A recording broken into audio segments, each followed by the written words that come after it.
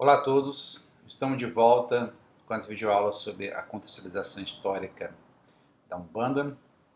Na videoaula passada, então, nós terminamos de falar do aspecto histórico da construção da Umbanda, da fundação da Umbanda, e nós havíamos dito então que teríamos mais algumas videoaulas para pontuar algumas linhas mestras que o Caboclo das Sete Encruzilhadas trouxe. A gente comentou ao longo das videoaulas anteriores, mas a gente falou que iria pontuar. Então aqui, nessa videoaula, a gente começa a fazer isso, utilizando como referência então esse livro do Padrinho Juruá, né, o que é Umbanda 3. E o Padrinho Juruá, ele fez esse trabalho também e conseguiu mapear Padrinho Juruá, 36 linhas mestras que estão presentes nesse livro, e ele começa a falar dessas linhas mestras na página 161 e vai até a página 90. Então ele pega alguns trechos da fala do Zélio de Moraes e da fala do Caboclo das Sete Encruzilhadas, enxerga ali algumas linhas mestras e então, digamos assim, faz um catálogo, né, dessas linhas mestras e de acordo com ele então teria 36. Só lembrando que na Umbanda não existe uma codificação, tá? O que existe é exatamente isso, são linhas mestras, regras morais e espirituais dadas pelo senhor da Caboclo das Sete Encruzilhadas, que orienta os praticantes da Umbanda da melhor maneira possível de estar praticando aquilo que ele considerou sendo o mais correto no culto da Umbanda. Tá? Então, não existe codificação do Umbanda, existem essas linhas mestras. Bom, só que o que nós enxergamos? Nessas 36 linhas mestras que o Padrinho Juruá trouxe, nós enxergamos que muitas delas repetem a mesma ideia que está por detrás. Então nós conseguimos identificar nessas 36 linhas mestras 6 grandes linhas de fato. Então nessa videoaula e na videoaula seguinte, a gente vai então mostrar quais são essas 6 linhas mestras que nós enxergamos e qual linha mestra que nós vamos catalogar, qual linha, outras linhas que o Padrinho Juruá catalogou se encaixariam, tá? Então, por exemplo, vamos lá, vamos para o próximo slide. O slide 2, né, a gente colocou aqui. A principal linha mestra, a primeira linha mestra que a gente enxergou então foi: a Umbanda é cristã e devemos estudar o Evangelho e termos Jesus como guia e modelo, tá?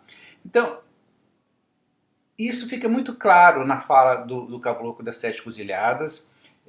Não tem como ter dupla interpretação em relação a isso, não tem como falar que isso foi mal interpretado, porque ele é bastante explícito na fala dele, né? Então, e do Zélio de Moraes. Então, às 8 horas, né, no dia 16 de novembro de 2008, lá na casa do Zélio de Moraes, né, que depois virou a tenda Nossa Senhora da Piedade, ele declarou então que naquele momento criava-se um novo culto, que seria pela prática da caridade, no sentido do amor fraterno, e teria por base o Evangelho de Jesus como é o Supremo Cristo. Tá? Então, isso é bastante claro. Então, para nós, seria a primeira linha mestra do Caboclo das Sete Encruzilhadas. E se a gente olhar bem, olha só que coisa interessante. Na pergunta 625 do Livro dos Espíritos, o Kardec perguntou o seguinte: qual o tipo mais perfeito que Deus tem oferecido ao homem para lhe servir de guia e modelo? E adivinha qual foi a resposta? Jesus. Tá? Então, claro, objetivo, sem muitas interpretações. Então, o tipo mais perfeito que Deus tem oferecido ao homem para lhe servir de guia e modelo, Jesus. Né? Então, vai ao encontro, né, com aquilo que a Caboclo das Sete Encruzilhadas trouxe para a Umbanda. Agora, olha só que também outra pergunta interessante que tem aqui, para complementar essa ideia nossa, está no slide 14. A pergunta 627 do Livro dos Espíritos diz o seguinte: uma vez que Jesus ensinou as verdadeiras leis de Deus, qual a utilidade do ensino que os Espíritos dão? Terão que nos ensinar mais alguma coisa? Ou seja, se Jesus já trouxe tudo, então por que os Espíritos teriam que vir em terra por meio dos médiuns falar mais? Aí vem a resposta que vale a pena até ler na íntegra. Jesus empregava a miúde, na sua linguagem, alegorias e parábolas, porque falava de conformidade com os tempos e os lugares. Faz mister agora que a verdade se torne inteligível para todo mundo. Muito necessária é que aquelas leis sejam explicadas e desenvolvidas. Tão poucos são os que as compreendem e ainda menos os que as praticam. A nossa missão consiste em abrir os olhos e os ouvidos a todos, confundindo os orgulhosos e desmascarando os hipócritas.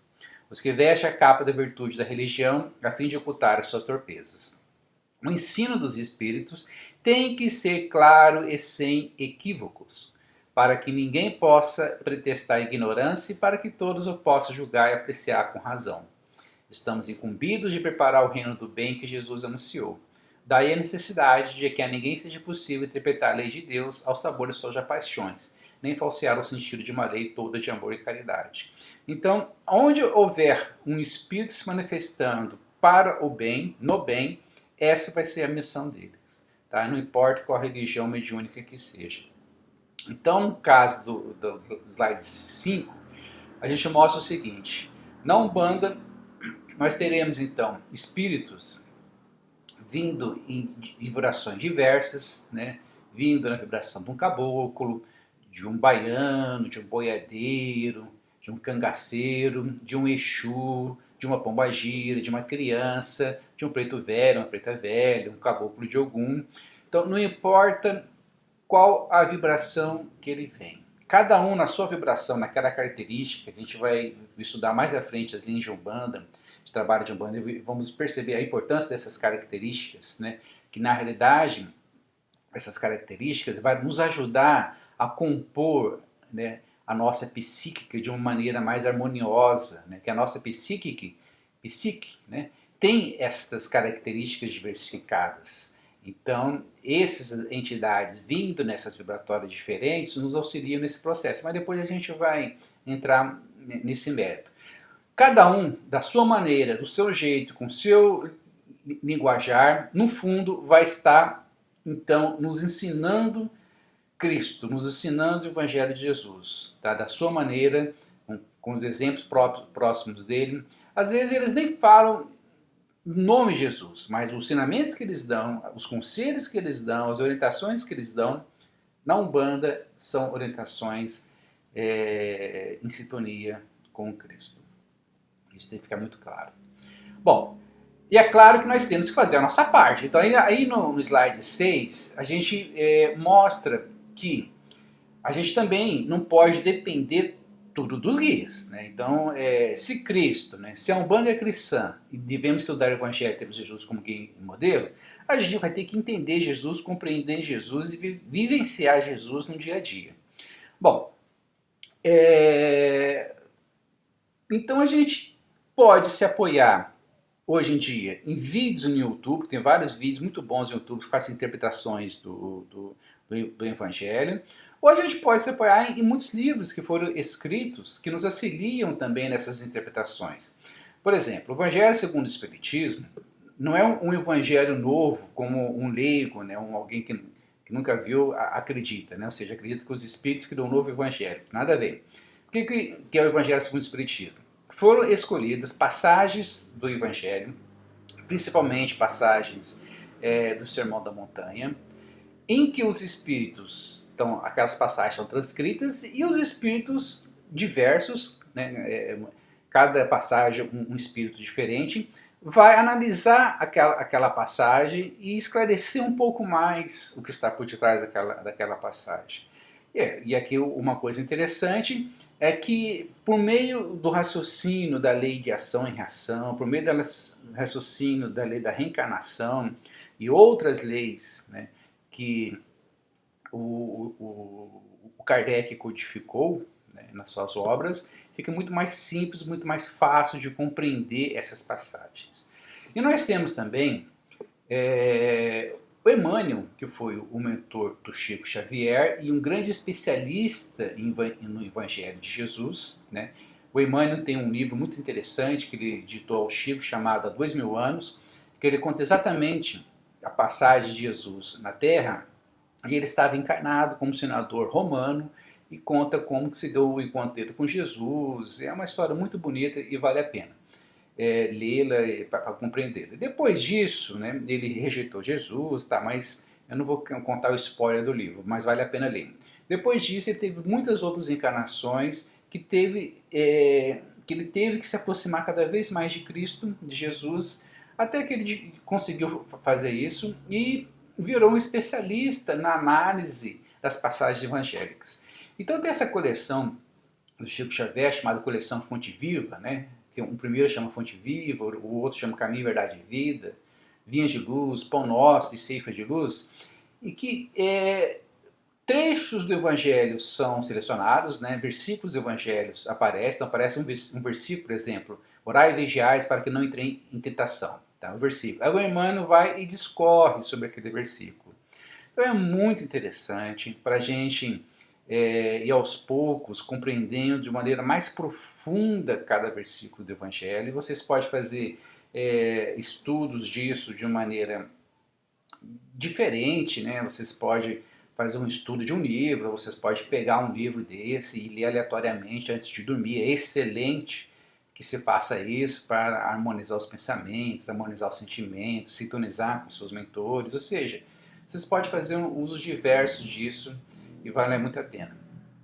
E há outro também muito interessante que chama Boa Nova, escrito pelo espírito Humberto de Campos, na época Irmão X, que ele traz algumas passagens do Evangelho. Ele relata, né, isso é interessante de dizer, que quando ele desencarnou, ele também participou de uma escola de evangelho no mundo espiritual, e lá no mundo espiritual, então, foi dito para eles algumas passagens do evangelho, muitas passagens que não estão lá no evangelho, né, mas que tiveram, fala assim, não, existiram, e conta relatos dessa passagem. É incrível o livro, né, é incrível, vale muito a pena, porque está totalmente em sintonia com o Evangelho e permite a gente compreender melhor os meandros de algumas passagens do Evangelho que a gente vê na Bíblia, alguns detalhes que não estão ali. E aqui uma coleção muito interessante, que é o seguinte, eles fizeram uma compilação de todos esses livros. Então esse livro aqui, por exemplo, Fonte de Vida, ele vai ter vários versículos de Jesus separados. Uma hora vem do Marcos, uma hora vem do Mateus, outra hora vem uma carta do apóstolo, outra hora vem o João, tá? Separados. Aí o que eles fizeram? Eles compilaram, né? Viram tudo que tem aqui nesses livros do Mateus e colocou tudo aqui. Tudo que tem aqui do Marcos, colocou nesse outro livro. Tudo que tem aqui do Lucas. Tudo que tem do João. Tudo que tem de Atos dos Apóstolos e as outras epístolas. Tudo que tem das epístolas de Paulo e tudo que tem do Apocalipse. Então, olha que coisa interessante. Quando vocês estiverem, por exemplo, estudando o Evangelho por conta própria, e vocês estiverem lá lendo Mateus, vocês podem falar assim, eu quero ver o que o Emmanuel me auxilia na interpretação desse versículo de Mateus. Vem aqui e lê Mateus, a mesma coisa com Marcos, entendeu? Então, vale muito a pena também ler esses livros. Então, vejam bem, além dos guias, a gente tem recursos fantásticos para compreender Jesus e vivenciar Jesus no dia a dia. Então, a Umbanda, ela permite então esse convívio, essa vivência de Jesus por meio das orientações dos guias, e a gente também tem esses livros fantásticos para nos apoiar nesse processo. Então, no slide 7, a gente está elencando aqui, então, quais são as linhas, dessas 36 linhas mestras que o Padre Jeroá citou, quais que a gente acha que se encaixa dentro dessa linha única, que é a Umbanda é cristã, devemos estudar o Evangelho e temos Jesus como guia ou modelo. Então a gente acha que a primeira linha, a bandeira da Umbanda é caridade e humildade, se encaixa aqui. A quinta, que Jesus e seus ensinamentos vão espelhar as centrais linhas de branca de Umbanda e demanda, o aspecto doutrinário do desenvolvimento mediúnico embasado no Evangelho de Jesus, a reforma íntima, e serão bastante severos os testes que irão considerar aptos os indivíduos que deve cumprir a missão de manifestar o Espírito para a caridade, a mediunidade na Umbanda, o Cristo planetário tido como é supremo. Então, essa aqui a gente considera que também se encaixa nessa que nós titulamos aqui. A 19, incentivo o estudo para uma nova educação mediúnica e doutrinária, reservando um dia da semana para tais místeres. Observa com atenção as seguintes orientações, são 3 os perigos que ameaçam o médium, a vaidade, o assistido e a médium mulher para o médium homem e vice-versa. E o dinheiro, a vil moeda que leva o homem a perder o caráter, e o médico mercantilizar a sua missão a faltar os compromissos com o mundo superior. Ou seja, quem fizer isso não está seguindo Jesus adequadamente. Há vários versículos de Jesus que pode alertar um médico contra isso. Um deles eu falei agora há pouco: vigiai e orai para que não os entreis em tentação. Porque, na verdade, o espírito está pronto, mas a carne é fraca. Bom, 24. Dá ênfase à questão de guias e protetores espirituais, não vem em terra só para bebericar, danar, jogar a conversa fora, brincadeiras, demonstrações insistentes, fortificar a mediunidade, qualquer atitude pueris. Somente manifeste espiritualmente para instruções doutrinárias ou para práticas humanitárias. Então, o que nós acabamos de dizer, né? Guias da Umbanda vêm para vivenciar o Evangelho, cada um da sua maneira, cada um com o seu linguajar, mas eles não têm que perder tempo. Que mais? 25. Né? Para militar como médium, bandista, o caboclo de sete encruzilhadas dá ênfase à moral, que nada mais do que um conjunto de virtudes, de cuidado, estudo e aplicação sistemática do Evangelho Redentor.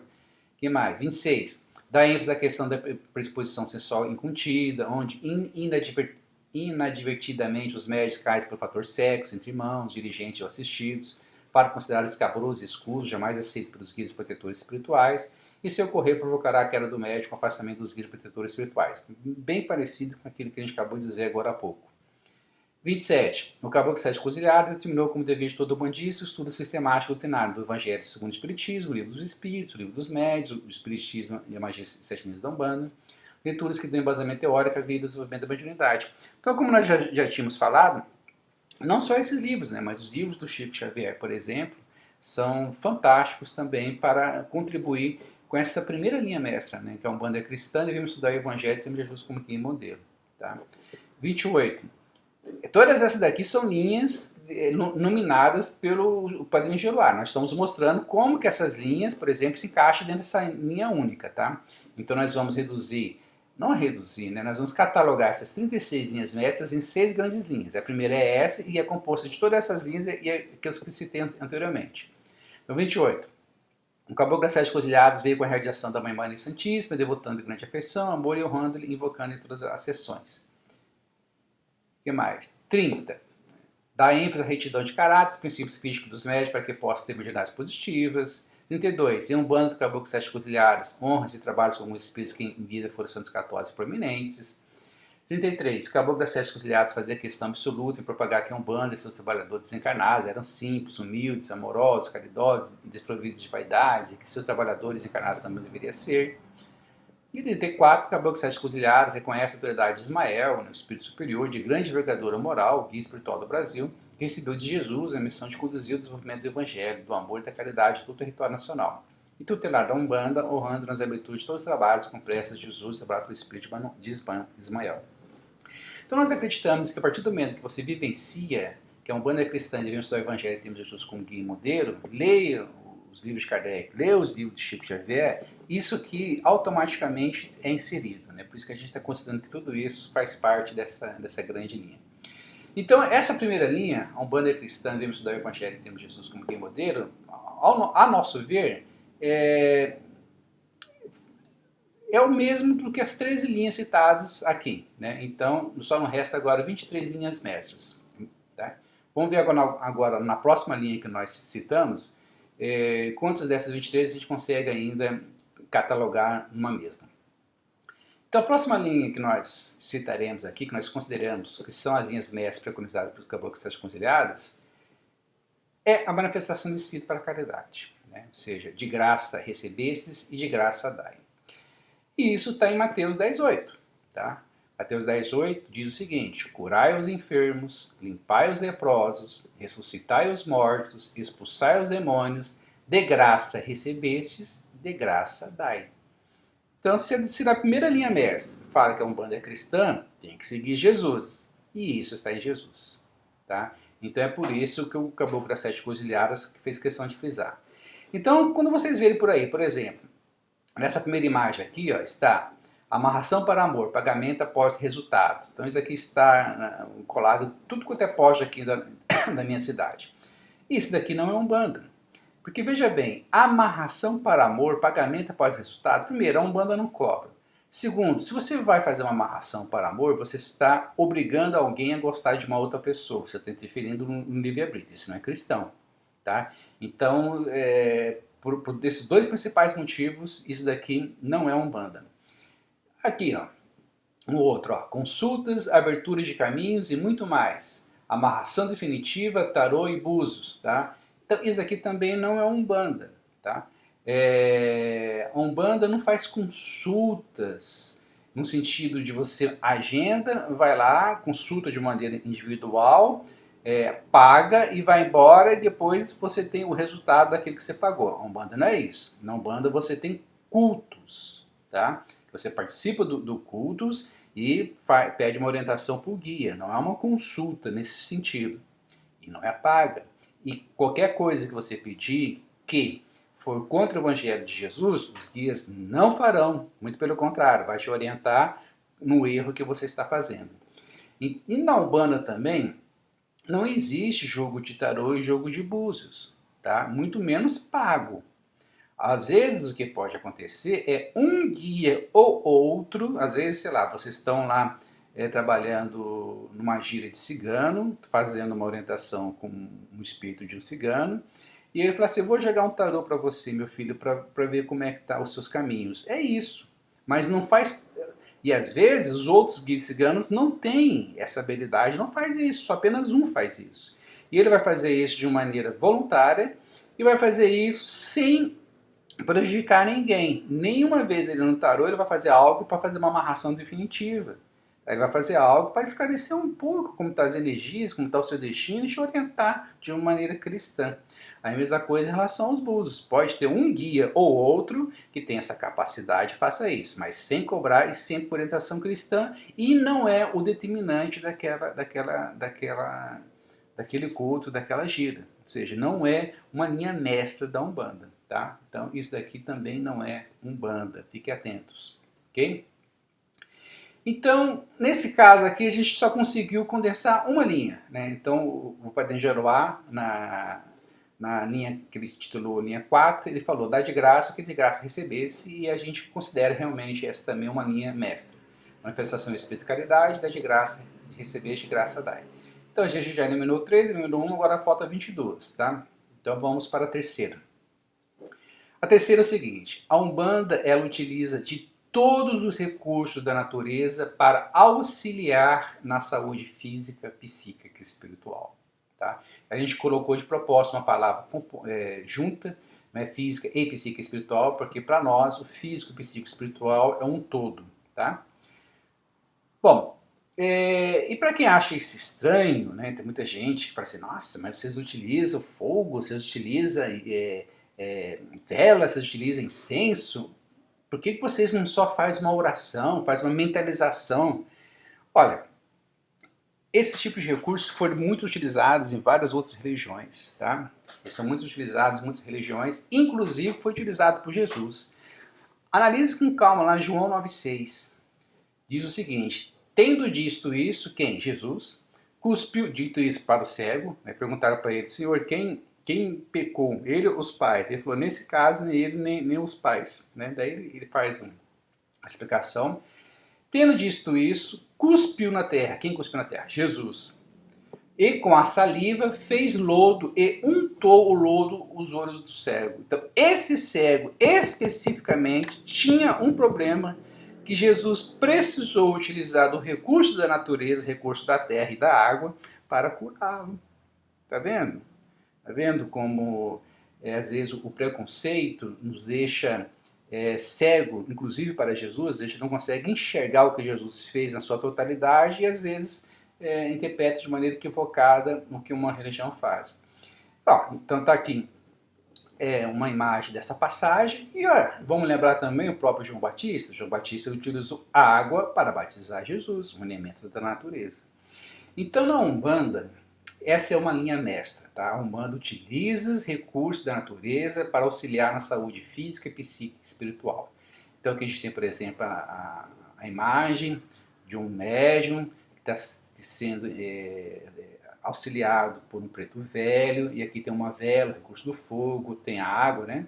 Aqui tem a erva, recurso de uma erva, tem um cachimbo, tá? Então, esse frequentador, esse atendido aqui, está recebendo todas essas influências. Então, na Umbanda, esses recursos são muito comuns, tá? Fogo, ar, água, terra, ervas, areia, pedras, frutas, tudo, e etc, etc, etc. Tudo que for recurso da natureza que puder auxiliar na saúde física e espiritual, a Umbanda vai utilizar. Tá? Então, dessa forma, aí no slide 3, a gente está vendo que a gente consegue condensar, então, as seguintes linhas dentro dessa linha que o Padre Giroá trouxe. A linha 16, a linha 17, 18 e 35. Então, todas essas linhas falam sobre a utilização de recursos de natureza, então a gente considerou que essas 1, 2, 3, 4 linhas poderiam ser condensadas numa linha única. Tem a 36 aqui, né, o uso dos dipólogos, tá? Então a gente considerou então que essa linha única pode condensar 5, então só não resta 17. Então na próxima videoaula a gente vai apresentar mais 3 linhas que a gente considera muito importantes, que sintetizam aquelas outras 36 linhas do Padrinho Juruá, para a gente mostrar então como que aquelas 17 a gente consegue condensar nessas 3 linhas. Desculpe a gente ter falado um pouco rápido, mas é porque tem muita coisa para ser dita e a nossa proposta foi sempre deixar o vídeo ali no máximo por 25 minutos, passando um pouquinho ali no máximo.